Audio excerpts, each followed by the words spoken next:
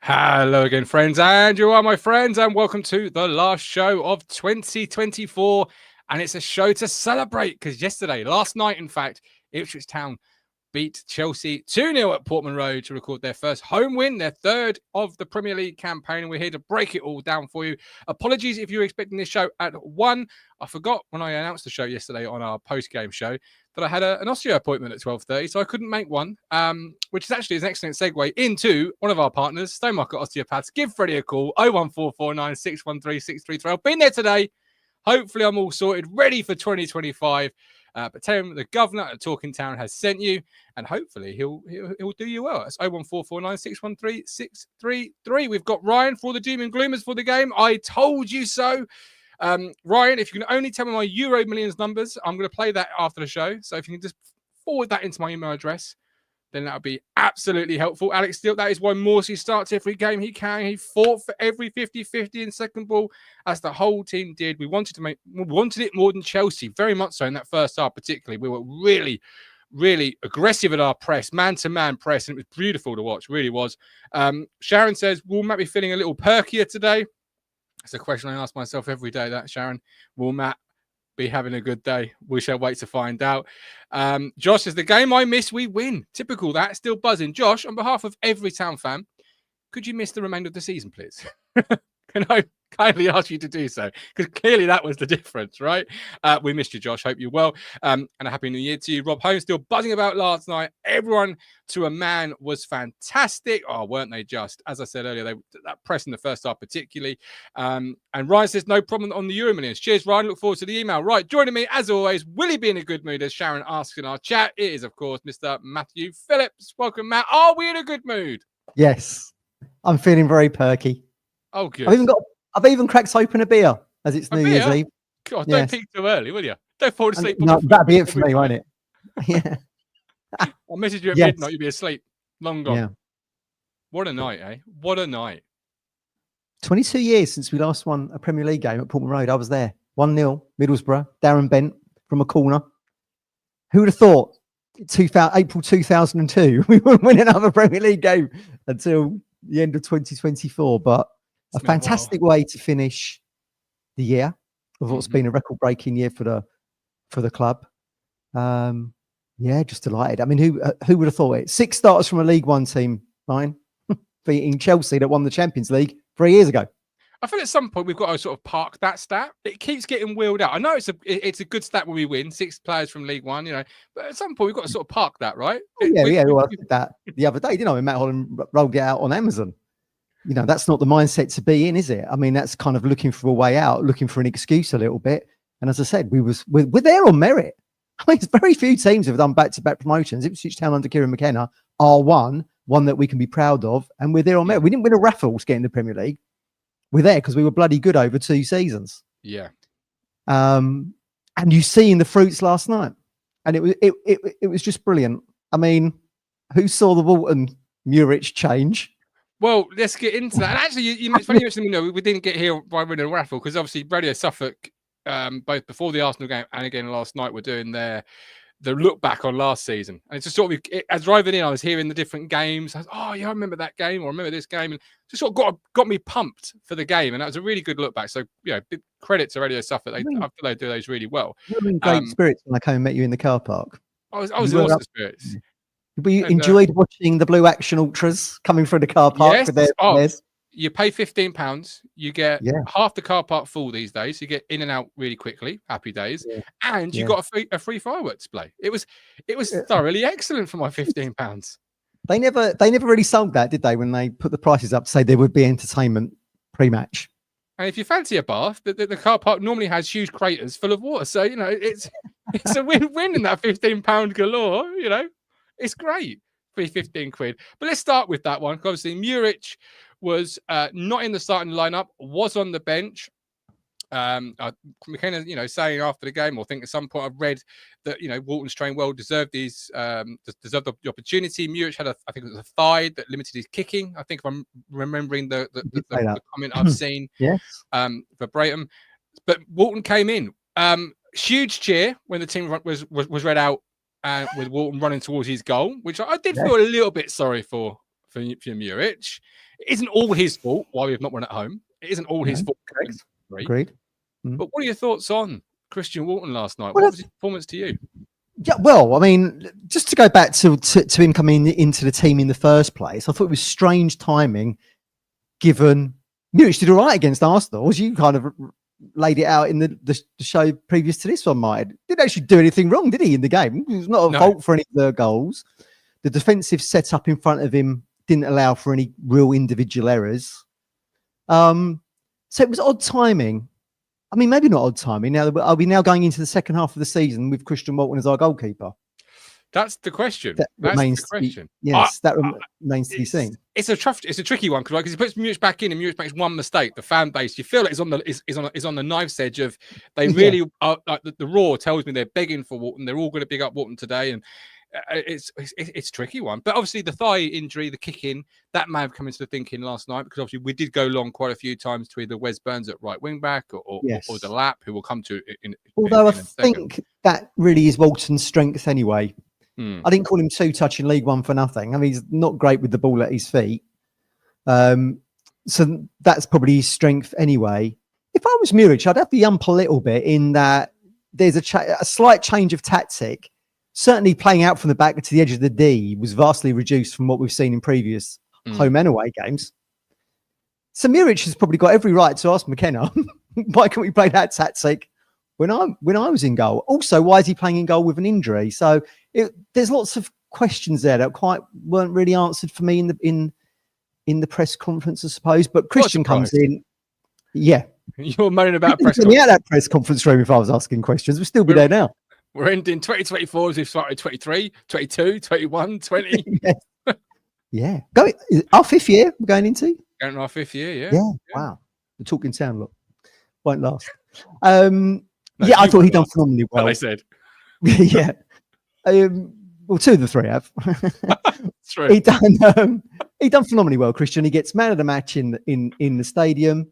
It's going to be very hard for him to be dropped, like you rightly say. And if Muric did come back in and make an error, then it would just be causing grievance for McKenna, wouldn't it? So he done brilliant, and I was really pleased for him. Certainly, I think the players seemed much happier as a defensive unit with Walton behind them. It was very interesting to me that when they did the free cheers thing, the fist pump at the end, they pushed Walton forward to do it, didn't they? And you could see the emotion he was letting out there, which was fantastic. And I do wonder whether or not maybe, the fact there was that unity between the players and pushing Christian forward to the North Stand, maybe they were happy with the change as well. But I mean, look, who knows what happens behind closed doors? I can only assume. I'd put back on that, just say that they're a very tight-knit group anyway. You saw pictures the other week of Luke Wolfenden on the sidelines celebrating, having not played. It's always has been. And again, Radio Suffolk's coverage of last season before the game last night was all about team spirit, players coming off the bench and it being a group, and that very modern thinking of it's 22 or 18 as opposed to 11 and a few extras. But in terms of Walton's performance, Ipswich Jules says, sure, you're not playing out from the back, was limited last night as there's never been Walton's strong points, so perhaps playing towards his strengths. But he didn't really have a tremendous amount to do. He made a fingertip save from a quick free kick from Cole Palmer, which was a good stop. Got lucky on the rebound as it comes straight back to him. But you make your own luck in football, as they say. But the outstanding save of the night, from a Town perspective, because I know the Chelsea goalkeeper made two himself on the lap, but it was from Palmer, wasn't it? 18-yard box. That is a world-class save if ever I've seen. Really good, phenomenal. Yeah, it was a really good save. Yeah, he played fantastically well. And just going back on Jules's point there, I don't think playing out from the back is Muric's strong point either. No, hence he's made 5 errors for goals this season, which is why he could maybe have a little bit of a grievance to think, why couldn't we have played that style when I was in goal? I think that's a completely valid point. But we look much better. What it reminded me of last night, Martin, really, with Walton in goal and the defensive unit, and we saw like a little glimmer of it, didn't we, against Arsenal? Albeit that was a little bit too defensive-minded for my liking, as we kind of said in the last show. But what last night really reminded me of, and the first time we've seen it at Portman Road, was a combination between the game where we got our last clean sheet against Brighton and when we beat Spurs 2-1, because you see the best of both there. Because with the Brighton game, they found it really difficult to play through the thirds against us. It was only until they actually got into the final third where they we had to batten down the hatches a little bit, but they had to keep recycling the ball over and over, the two centre halves that day, which was Lewis Duncan, that Van Hecker, I believe. And if you look at the Chelsea stats from last night, Levi Colwill had 141 touches, and that Caicedo, the £100 million man, with his mate, who was also 100 million quid in the midfield, Enzo, up against Wolsey and Cahoose, made me laugh, that dynamic. Chelsea was just having to constantly recycle the ball around, which has made it very difficult for them to play through, which goes back to the point we made, that Ipswich needs to be more defensively sound at Portman Road. And you saw that last night. So Kieran deserves all the credit for that, for recognising the frailties we had against Newcastle to turn that round against Arsenal. And Chelsea, look, we only conceded one goal in 2 games against teams in the top 4. And then obviously I was lamenting the fact that we had no cutting edge, didn't have a shot on target against Arsenal. So those tactics are only going to work if you can bring them counter with menace. Did that beautifully last night, which we did, of course, against Spurs. Which is why we went 2-0 up there, much to their shock. So I think it was a good combination. Shock, yeah. I think it was a good combination of the Brighton and Spurs games. Hopefully we can keep that going for the second half of the season. If we can, I'd be delighted. I mean, it'd be interesting. Where did everyone in the comments, and I'll ask you this one, mine, what would you have us on the points total? So we're now officially halfway through, 19 games done, 2024 finished. We're sitting on 15. Is that where you think we'd be, or would you have thought we might have had a little bit more? I mean, maybe we deserve to have a little bit more, but the reality is we haven't. So I would say probably about 18, 19 points would have been my target. Yeah, I think we're in the ballpark figure without a shadow of doubt. I mean, if you look back at the course of the games, there's not too many that jump out where you think, that should have been a few more points there.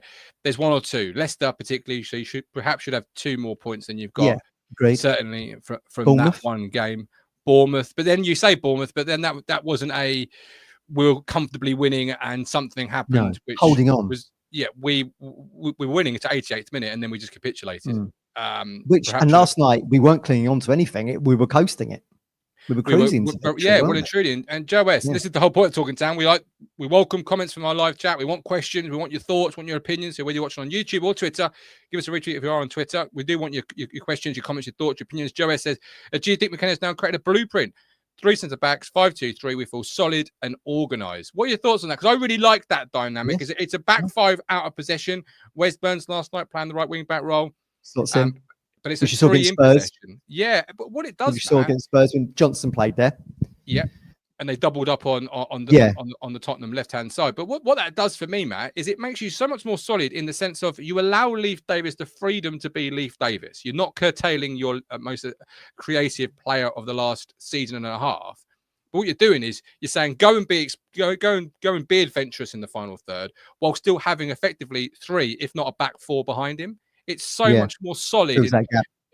Whereas the Newcastle game, 35 seconds in, where's Leif Davis on the edge of the 18-yard box pressing the Newcastle right-hand side, Burgess one-on-1, and it's all downhill from there. I really like this formation. I want to stick with it now for a long period, if not the period of the season. What are your thoughts? I agree with you. I think it's got to be that for the remaining 19 games. I mean, we've shown that we can be defensively sound against 2 teams in the top 4 of the Premier League, and Arsenal and Chelsea, conceded 1 goal between them and outscored them. I think it's great. I really like how fluid it is. Like I said earlier, there's dynamics there of how we defended at Spurs and then really countered well in that game to go 2 up. I mean, it was chalk and cheese compared to the Newcastle game, wasn't it? I mean, that was we said afterwards, it was too gung-ho. There was individual mistakes, and I think that formation you see now counters the fact that we've not seen any individual mistakes against Arsenal and Chelsea in the last 2 games. No, and that's really been we've been architects of our own downfall really in a lot of the matches this season. Hopefully that negates it, and we can press on and have a really good second half of the season. I mean, we've got Brighton coming up as the next home game, isn't it, at Pullman Road? They've not won a game since November. They've drawn a lot, and they lose to Villa yesterday, 2-1, I think. I didn't see. So they've fallen away into mid-table. I mean, that's a manager who's still finding his way. What is he, 30 years old, Herzler or something? Yep. So we gave him a good game there, didn't we, the MX? We can go into that game now. I think we've obviously got to go to Craven Cottage first, but coming back to Portman Road, I think we can give Brighton a really good game now, and with those tactics, 100%. I mean, look at the difference with Delap last night. Yeah, well, Phenomenal we'll performance, come wasn't it? to the lap in a minute because it's the best striker performance I've seen in a long time, 10 out of 10. But before we Yeah, do, it I was want really to good. discuss that back line. And obviously, Cam Burgess has been phenomenal, really. Let's be brutally honest, from a player that, was in and out of the team, was obviously now at the team at the start of the year, been phenomenal. He came in. But that back three of O'Shea, Wolfie, and Greaves. Yeah, Rob Holmes says, I know that will get the plaudits, but a big shout out to O'Shea. Excellent yeah. again. Dara O'Shea, coming into the season, I think will go down as one of the most important, if not one of the best signings of that summer window. He's He's going to be the emerging next captain. He's going to be the next every captain. week. He's emerging as a leader Yeah, and as a top quality centre half. But also, big yeah, shout out to Luke Wolfenden. Hasn't played for a few months. After yeah, coming against who? Oh, Arsenal and Chelsea. yeah. On you go, Luke. How are you going to do? And he's come through both games just fantastically well. And I'm really impressed with what he's done last two. But is that your back three now, Matt? I want consistency from McKenna, so I'll keep pressing into this. I want consistency. I don't want to keep chopping and changing. So is that your back three, or Yep. would you tinker it? What do you think? It is. It is. Well, Axel's not in the frame. I don't think. I think Axel's too good to be left out once he does come back in. That's a really good headache for McKenna to have, because you've got Wolfenden has stepped up to the plate in what seemed a ridiculous scenario, really. Oh, we've not played 90 minutes since Everton. I think just been frozen out. I think he had a cameo, didn't he, against Brentford in the 4-3. Not really been seen since. And he gets just thrown into the Lions Den at the Emirates. Yeah. He's done. Wasn't great defensively for the Arsenal goal. Fantastic last night. But yeah, I think it has to be that three. And it was interesting that, the assembled media in the press conference last night did ask McKenna about the three centre halves. And in fact, like for Jacob Greaves to come in, McKenna said like he just thought it was a really good decision to bring him back. He said because at his age, he is a top prospect, which kind of is a shame for Cameron, because I would argue that Cameron Burgess defensively is one of our players of the year so far. I mean, 5-6 games against elite opposition, he's been superb. This was someone I was writing off in League One, remember? Games against Wickham, against Oxford, where he looked weak in tackles and, wasn't using the attributes that he's been blessed with in height and being able to get the tackle in. I mean, completely different player in the Premier League. We've said before, he had a bit of a journeyman career up until coming to town. Various clubs up north and stuff, Bury, I think, Oldham, Accrington, as we know.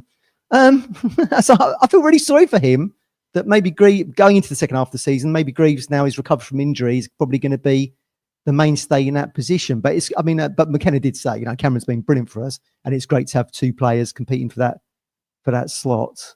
And of course, O'Shea gets a special mention as well. McKenna said he's got a special mentality. He's a fantastic leader in the camp. That to me, he's already captained the side at Arsenal. He's captained West Bromwich Albion when he was there. I think once Moolsey's maybe next season onwards, once Moolsey maybe starts just to be filtered out a little bit due to legs and age and whatever, all depending what division we're in, I think O'Shea will be the captain. I think that's probably nailed on. And wonderful to see Wolfenden doing so well as someone who's come through the academy.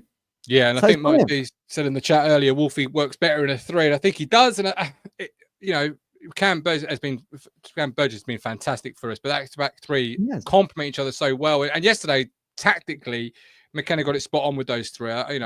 You perhaps wouldn't see it on the TV necessarily, but live in person, whether Cole Palmer drifted into that left-hand side channel, whenever the opposite number on the Chelsea side, O'Shea and Greaves were just on them without even the ball going towards them. The moment they drifted into that pocket of space, obviously something they've watched on tape, they were immediately closing down that space to cut off that angle. If they received the ball, they had a body around them. And again, that back three allows you to do that, because once one of them leaves, you revert to a four, which is more a traditional back line, a four. So you've got those bodies around and the numbers in the spaces, and it just makes us more of a solid foundation which to build upon. And you mentioned Arsenal, we weren't very good at going forward. I counted that on Sunday's show, or whenever the hell it was. I'm losing track of days over Christmas. At some point after Arsenal, I told you, but it was the final third. It was decisions. It was passes. It was movement.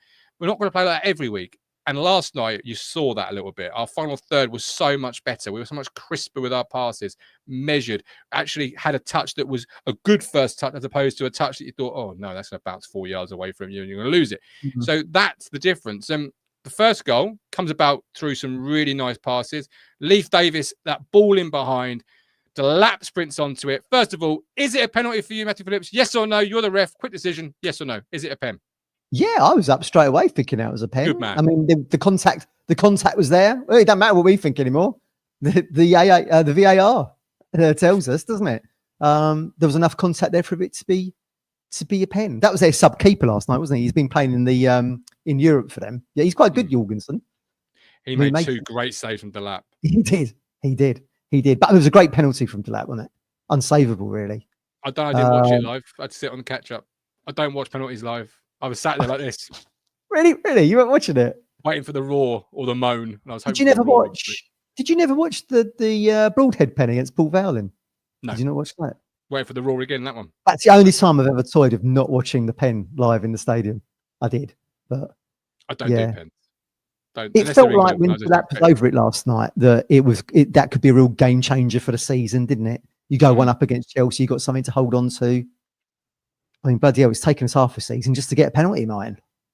I think it was a penalty. Live, I was screaming for it. Watching it back, there's definite contact. And as you say, we've got VAR, and we live in the VAR world now where they should take away that isn't it situation. We know that sometimes they don't. And they still take forever. Hello, João Felix offside goal. I was in line with that. I knew that was going to be offside. Yeah, but don't hack stuff about that before we go back to the lab. Is that they don't show you anything in the stadium other than a message that says we are checking. Like, why can't we watch the check? Why can't we see what they're seeing at home on the TV? See the line. Yeah, it took ages, didn't it? I mean, because all you get is 5 minutes of dead air in the stadium.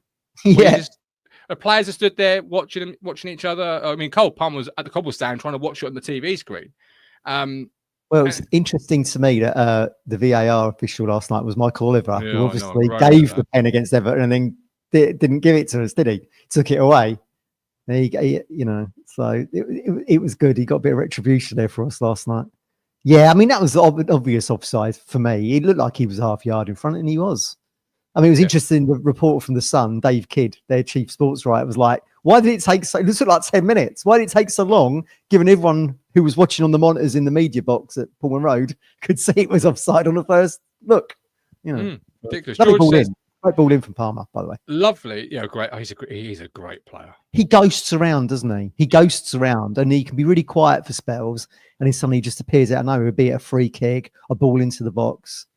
Why did Man City let him go? I mean, I know it was 40 million, but I mean, bloody hell, they could win him now, right?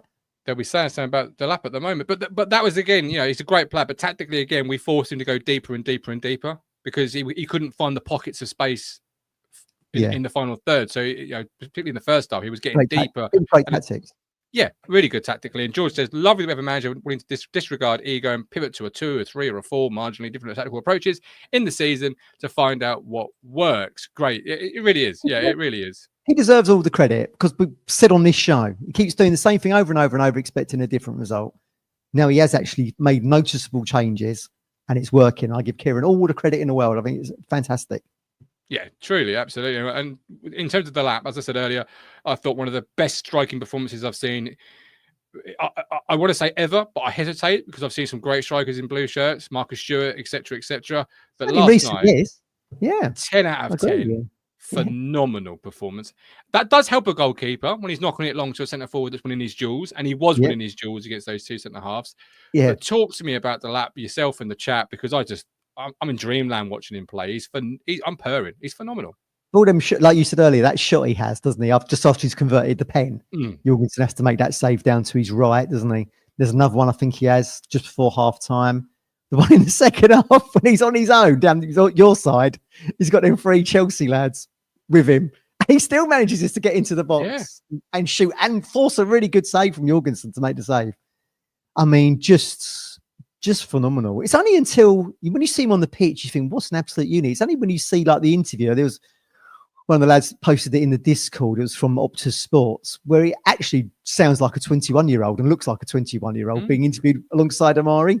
And they said like they weren't even born when Darren Bent scores that goal against Borough 22 years ago, which was the last time we won a Premier League game at Portman Road. They do sound like a couple of kids, but obviously when you put them into the cut and thrust of a Premier League game under lights, Portman Road against Chelsea, and they're like, Colossus, aren't they? But they are just kids at the end of the day. I don't know what the ceiling's going to be for Delap if he keeps on this trajectory. I mean, like we said the other day, didn't we? Like Murphy had said, this could be the next Harry Kane. It's going to be better. He's a completely different striker to Harry Kane. Completely different striker, He's much more He's much more physical, isn't he? I mean, we call him the bulldozer, don't we? I don't know what the ceiling's going to be for him. I mean, brilliant. It's just brilliant that he's in a Town shirt right now. Yeah, and his fees going up and up and up, and you've got one of the biggest clubs in terms of spending power, Man City, that have to, if they want him back, have to match the bid. As far as I know, that's the clause. I know different things are floating around online, but as far as I understood it when we signed him, it was a clause that they'd match. It's buyback, isn't it? Yeah, yeah. Like Villagine did when he went back from Hull back to Villa, which is why we didn't get him. But and you think Chelsea would be interested? I know Enzo had him at Man City. So if you've got one or two top teams interested in Man City, join that mix. We don't want to sell him, but if you are going to sell him, you want that bid, a bit of a bargain on. You want that bid to be as high as it possibly can be. He's going to be possibly one of the most sought out after strikers in world football at the moment. I would have thought he's on the biggest stage going, the Premier League in England. I think teams from all over the world are going to be looking at him. It's going to be very interesting to see what he's. Well, at the moment, as it stands, he's an Ipswich Town player, but very interesting to see how his career grows moving forward. He's such a combination of players, because he can do the technical stuff really well. He's a very technically good player. His first touch is always good. He can hold the ball up. He can pass the ball.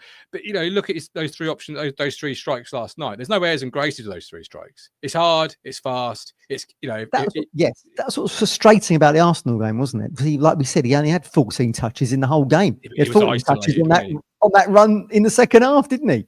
I think. We just couldn't get him into the game then. But, maybe we needed that Arsenal game in order to get the performance that we got last night. So, I mean, needs must a little bit. But I'm very lucky to have Delap. Sorry, Matt. It's good. So good to see a real talent who's only going to improve playing for us, which is, very, very true. And by the way, McKenna did say that McKenna did say that in the press conference. He has grown massively since he came in July. I always go back to it, don't I? And I can never remember what the scoreline was. It 3-0, 3-1 against Hull at Portman Road last season. You'd forget he was playing for Hull in that game. Do you know what I mean? You would. Yeah, you would. You really would. Yeah. Nothing like what you saw last night. I don't think anybody saw this coming when we signed him. No, no one did. No one did. Let's be honest. It was about Greaves, wasn't it? Oh, and was it Joe? Was it Joe from the whole pod you did? Yeah. He said, well, I think Delap could go and play for England. I remember a scratch-made game. Really? But, I mean, it feels like when, not if. When does he play for England? Just want to say a happy new year to obviously all our viewers from down under. I know there was a lovely message yesterday from one of our friends in New Zealand, Rob McTaggart, with a kind donation. So Rob, thank you very much for that. Really appreciate it. I hope you have a good new year. On to the chat. Please do keep your comments flying in. We've got Mike D. How does Guillotine Gov feel about the Muric situation? Mike.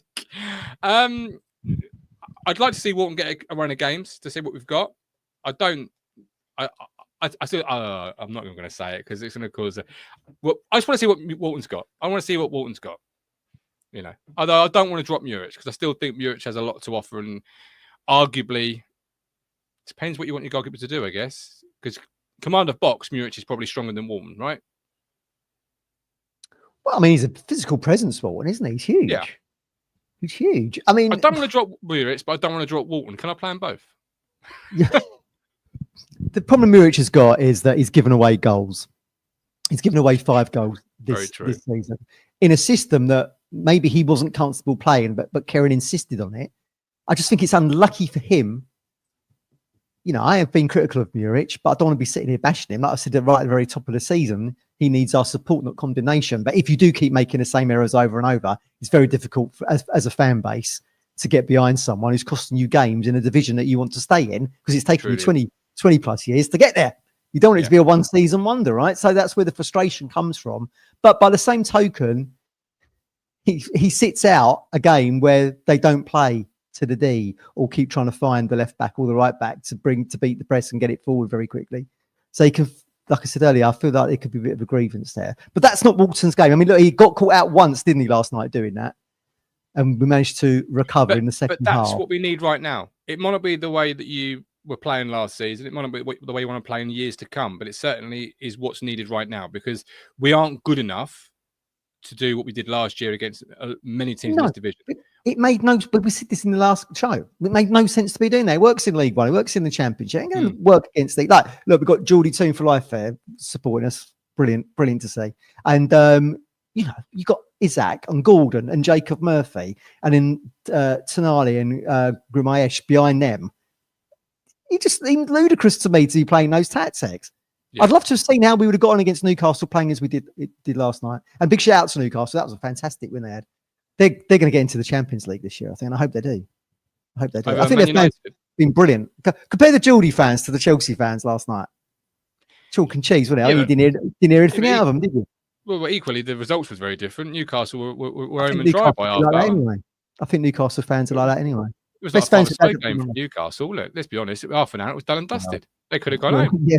Well, it was done and dusted after 30 seconds, really. Exactly. Mike, who would you have as your player of the season at the halfway stage, Matt? Well, I mean, if you're going for the goal threat, then you're going for Delap, aren't you? I mean, he's just been absolutely phenomenal when he's played for us. Burgess, I think, has been phenomenal. Despite his defensive frailties, Leaf still has created the most big chances for us in games, which I think is 9 or 10. So they were converted in the Championship, which is why he had so many assists last season. Of course, it's a different story against elite defences in the Premier League, but he's been very good going forward. Hopefully, in the second half of the season, we can see him tuck in a little bit more defensively, and that might garner us a few more points. But yeah, I would say Delap or Burgess for me. What about you? Who would you look at? Delap or Davis for me. I think Davis had a really good season. And I think chance creation again is high for Davis, which was something he did for fun in the Championship. Yeah.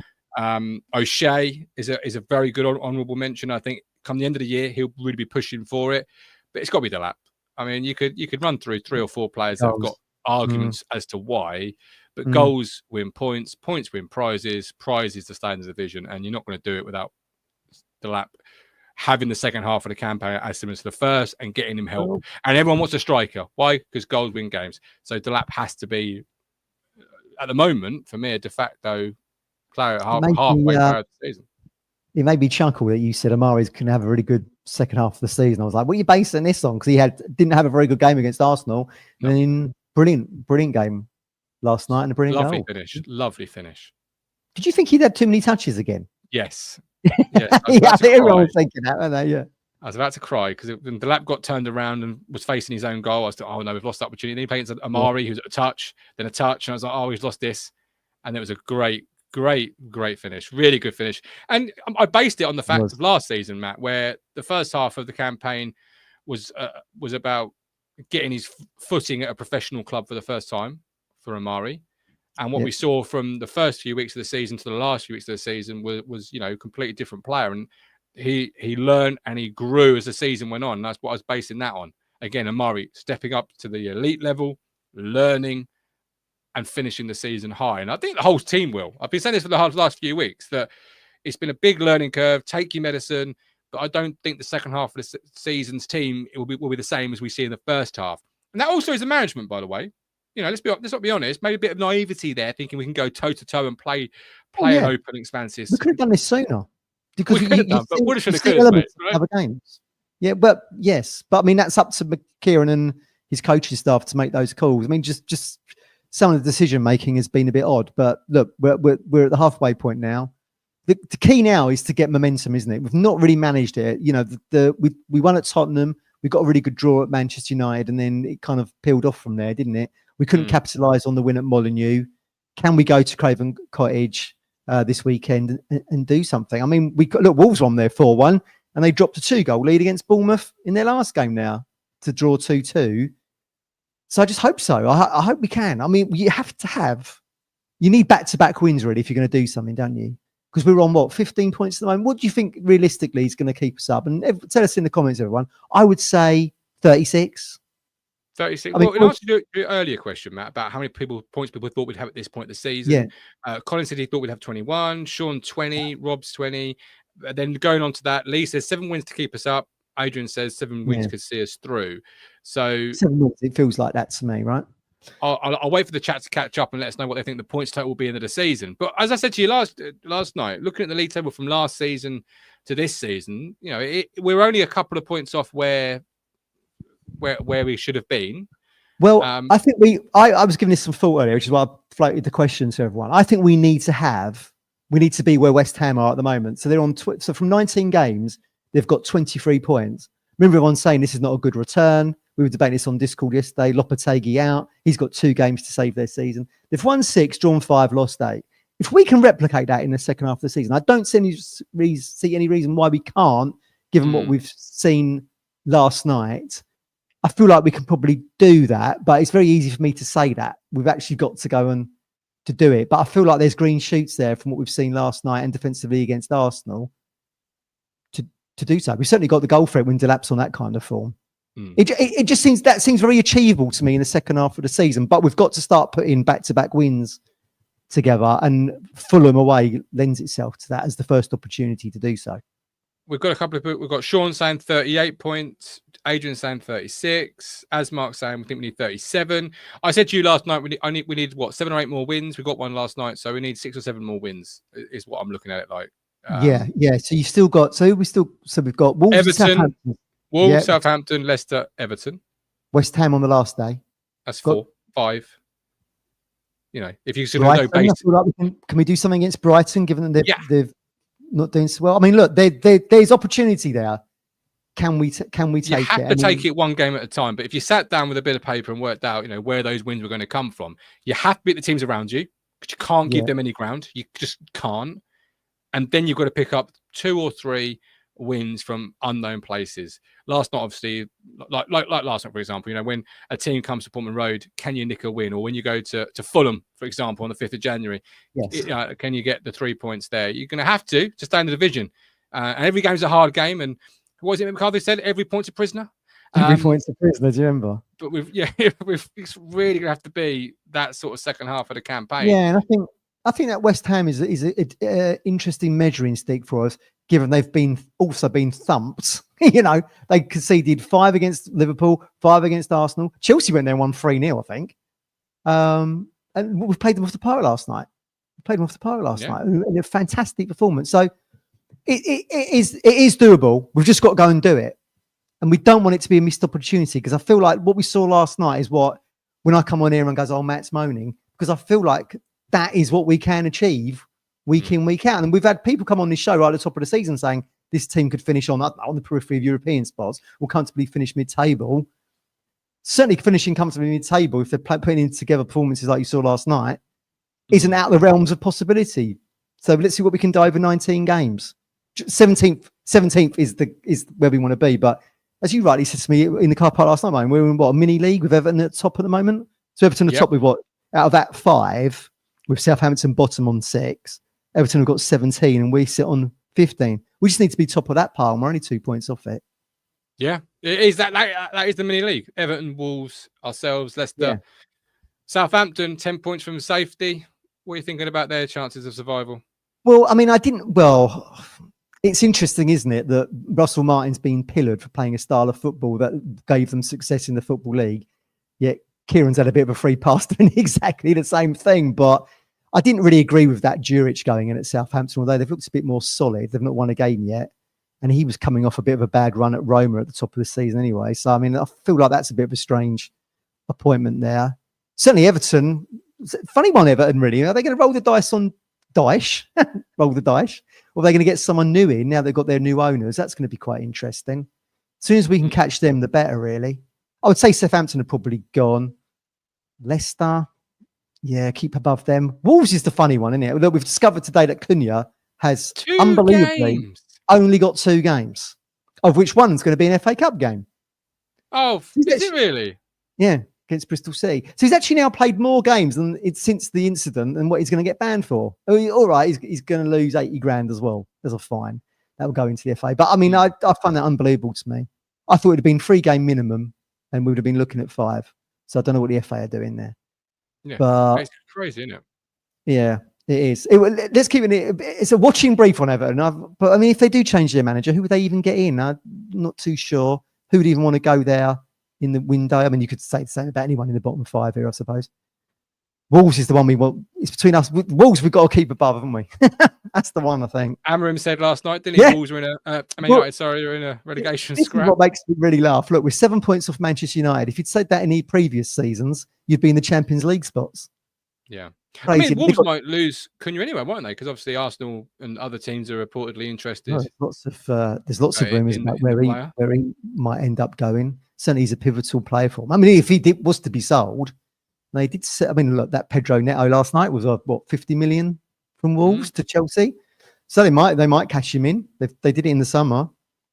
Wait and see. But certainly feels like we've got some optimism. And with optimism, we need to have the momentum. And what do you get from momentum? You've got to have back-to-back wins. You've got to start putting threes together. That's what we've got to do. We've not been able to do it yet. No, you're absolutely right. And talking about optimism, don't forget we are partnered with the East Anglian Air Ambulance. Support the life-saving work of the EAAA by playing their weekly lottery. Easy way to play is online. Sign up now for just £1 a ticket for a chance to win one of 18 weekly prizes ranging from £50 to £1,000. Players must be aged 18 or over. Please be gamble aware. Link in our description. Click the link, head there and check it out. But please, as I say, over 18s only, be gamble aware. Right, we've got Lee joining us. Lee, welcome in. What's your thoughts? Oh, Happy New Year, Lee. And you, mate. And you. We haven't spoken for a while. Have we? So thought I'd just pop on and say hello. I've been enjoying your cameos post-match on some of the shows.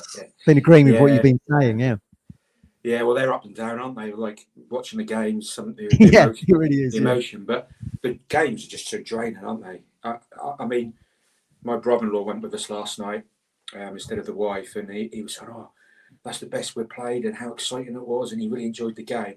I mean, I enjoyed the game, but only at the final whistle because it just meant so much. I was at the last time we won in the Premier League at Portman Road, 1-0 Borough, and all that time, and had my son sit next to me as well. Taking it all in. It's a mad stat, isn't it, Lee? I was in my 20s then. How old have I been? Well, you'd have been late 20s, I guess. Yeah. Martin was still in primary school. Yeah. Well, my lad wasn't even born. He wasn't born 2004, so he's not seen a lot. And seeing him enjoy it last night and everything, especially after the way some of the games at home have gone. The Leicester one and the Bournemouth ones really spring to mind. Now, to get that one over the line was absolutely fantastic. And just picking up on your point about McKenna, the tactics have changed, haven't they? I said to the lads on the way, I said to change. Yeah, I said a bit of McCarthy ball there, a bit of McCarthy ball. But the difference being you're lining up against teams that are better than you in terms of individually. Under McCarthy, it was all we were the better team, and we would still sit back and defend.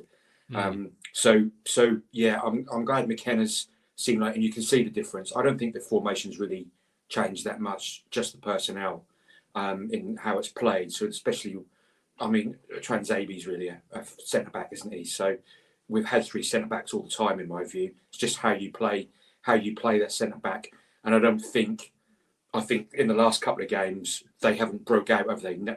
The only time you see O'Shea break out is when he's gone out to meet somebody to get the ball. He's not really attacked that much. So I think we just looked a little bit more solid and not as expansive. And I think we've had to do that at home. Because I think the most touches of our team last night, Lee, was the 3 centre halves and Morsey. So it shows you how active they were in the game in getting in terms of the distribution, I think, to get the ball moving through the thirds. Yeah, really... they were good. We let them have the ball in front of us. We didn't press well, apart from the first 15 minutes up until the goal. I thought we took the man for man and we pressed, start with high intensity, and we seemed to do that. And they couldn't really get through us enough. And we got we had the chances and we got the goal. So O'Shea looks a lot better since he's had a niggle and back injury, hasn't he? Mm-hmm. And I'm wondering now if you're just seeing more from him because of that. But also the group's together longer, and I know McKenna goes on about it, and you can see that improvement every week. But just going back to what you're saying about Delap, I come on him most weeks and say a lot about him, but as a striker, as a 21-year-old, he had 3. That last chance where he stung he had nothing else to do apart.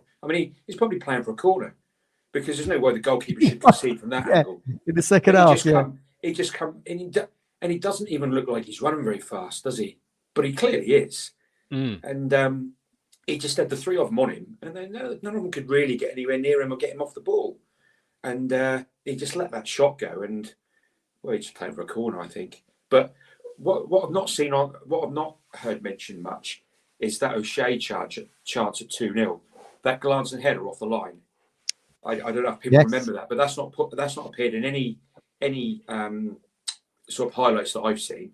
Mm-hmm. But I mean, I when these flicks that, I'm right behind that, higher up, and I thought that was in. And how that as a slight glance when it, and that was go for corner. Go for corner. Did he go for a corner? And went back out for another corner. Yeah, but the first one, first one, and I'm not sure if that was after Delap's shot. I can't remember. It was. There was a flurry of 3 or 4 corners in quick succession. I remember it now. I nearly was, ready to congratulate Mark Hudson. Finally, after bashing him week on week, I was finally ready to say, "Go on, Mark." Yeah. I was like, "Let's keep taking corners for the next half an hour." Yeah, but it's interesting. Chelsea, the only side I've seen this season, to leave someone up front as well. Mm. Yeah. Yes. They normally, so that left us with. Yeah, we looked a little bit lightweight in the box, didn't we? I think, and so I guess what they try to do is get the flick on at the near post to get a second phase where it could drop anywhere. I think you just dropping it on the goalkeeper's head, they're getting it every time, aren't they? But that that was a nice sort of spell of the game. But Delap is just. He looks far more effective than Nkunku, who cost 55 million quid out of RB Leipzig, who was up top for them last night. Yeah, Delap looked the 55 million pound player, didn't he? Oh, absolutely. Oh, yeah, he'll play for England. If he keeps on this upward spiral, he'll play for England. There's no doubt about it. I'm trying to think of other strikers that offer what he does with his physicality. Yeah, you imagine him playing for England playing for England against other European teams. I mean, he's coming up against European sort of world defenders all the time. And he's absolutely battering them, and they know they're in a game. And he sets the tone. I mean, when he pushed, I don't know if it was the fullback, he smashed into the advertising boards or off the pitch in the first bit. I laughed at that. Just left it in, and just enough to get away with it from the ref. But that's the sort of thing that's what he's about, and he laps that up. He likes the contact, doesn't he? Yeah. But he can spin away as well. He can, So it's fun and games to him, isn't it? He was crunching their 2 centre halves, Cole and the other fella. Right from the off. Bashing them, absolutely bashing them, and that leaves space for other people. And I thought he linked up well.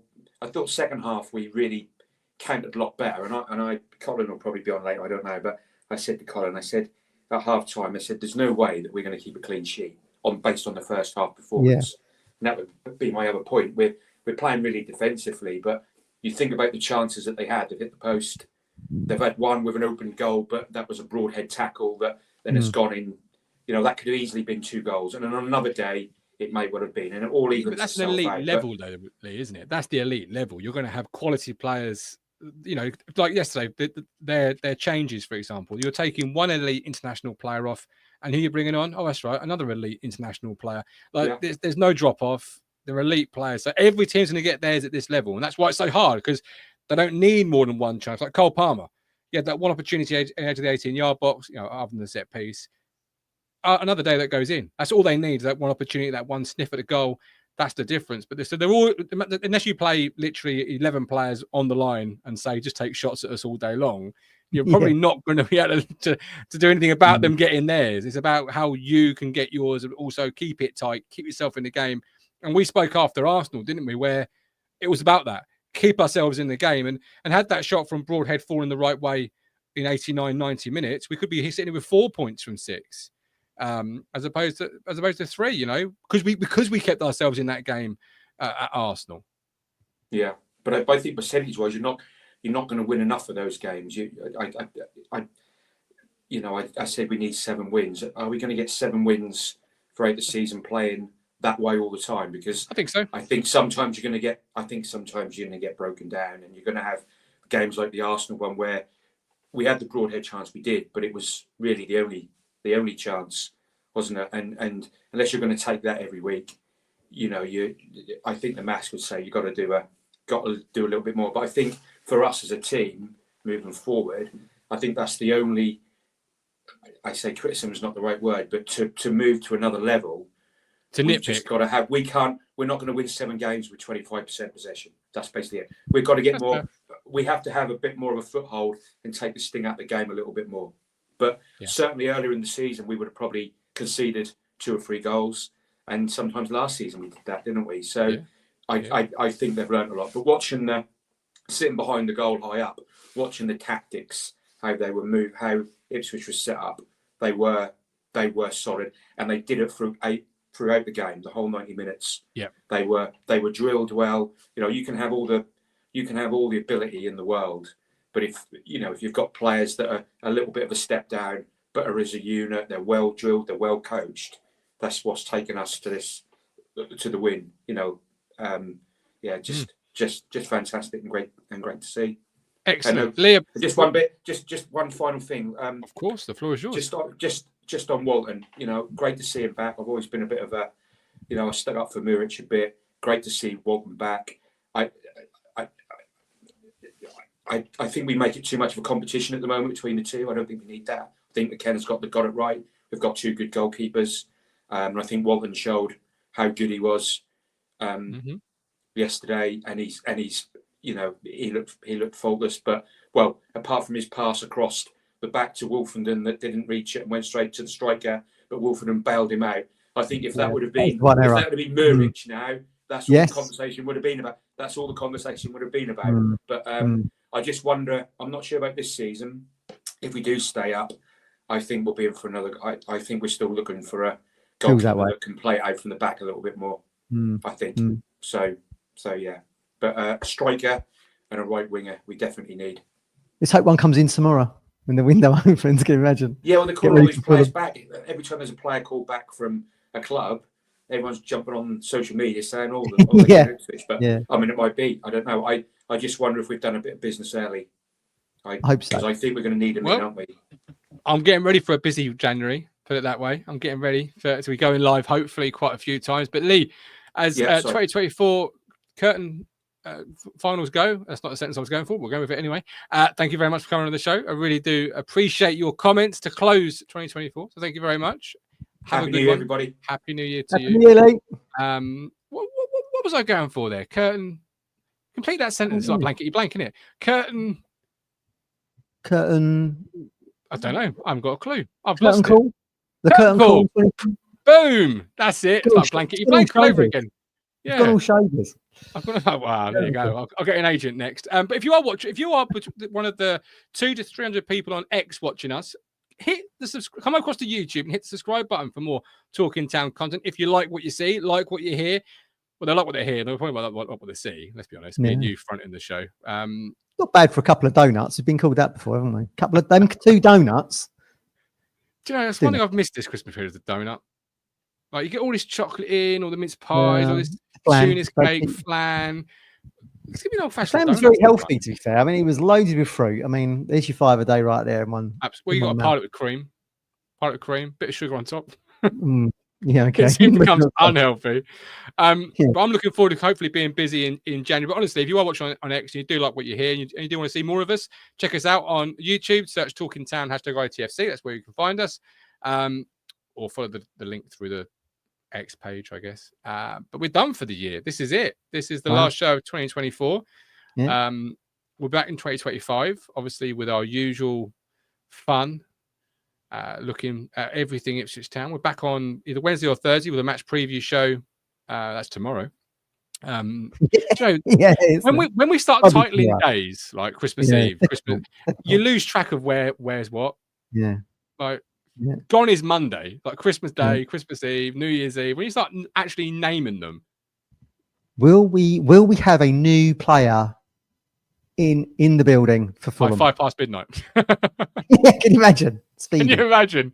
I'm not going live at midnight. I'm going to go to bed, I think. They've always been very good, actually, undergoing change in Ashton. They've always been very good on capitalising on moments, I feel.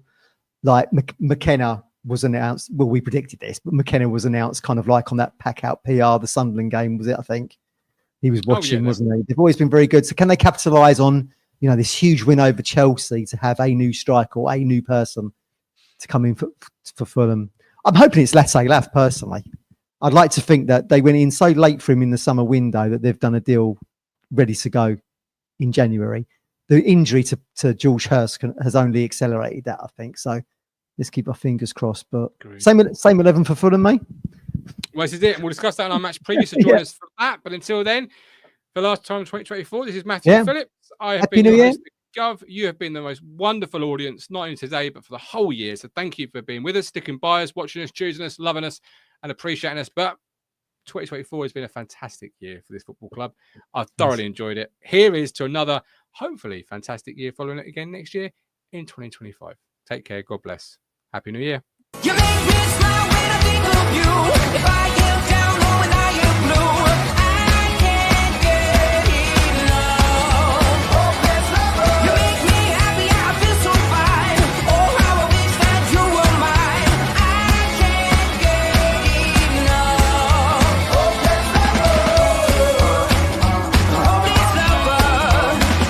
I woke up all soaked in sweat, with chills running down my neck.